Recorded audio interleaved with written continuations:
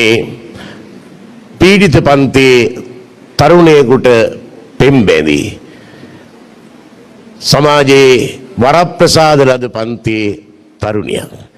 දැන් මේ ප්‍රේමය විජයග්‍රහණය කරන්න නම් මේ තරුණිය යම් කිසි කැපකිරීමක් කරන්න ඕනේ. ආර්ථික විද්‍යානුකූලව නම් ආවස්තික පිරිවැයක් දරන්න ඕනේ. තමාගේ පැත්තෙන් මොකක් හරි කැපකිරීමක් කරන්න ඕනේ. ඇයි කැපකිරීම කරන්න ලැහැත්ති? ඇයි කියනවා සත් මහලෙන් බැස එන්නම් ඔබ මා පිළිගන්නවා නම් මං සත්මාල් ප්‍රාසාදයෙන් බෑලා එන්න ආදරයේ පියගැට පෙළ පාර කියාවි. ගෙදර තියෙන තරප්පු පෙළියෙන් නෙමෙයි මං බයින්නේ.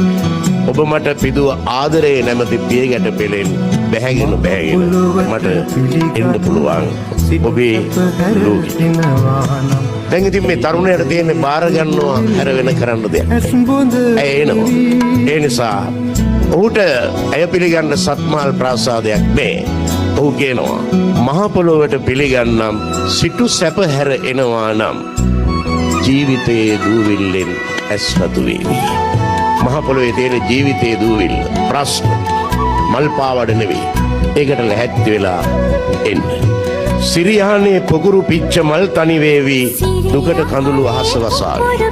ආය ඇයට සිරියානාවක් නැහැ නිදාගන්න. ඒ සිරියාන තිබුණු මල් ඇය නැතුව අඬයි. හැබැයි ඇයට පන් පැදුරක් තිබෙනවා. පන් පැදුරේ අලුත් පැතුම් දළු ලියලාවේ ඒ පැදුරෙන් අප නොවැටීවි. පැදුරෙන් වැටෙන්න දෙයක් නැහැ.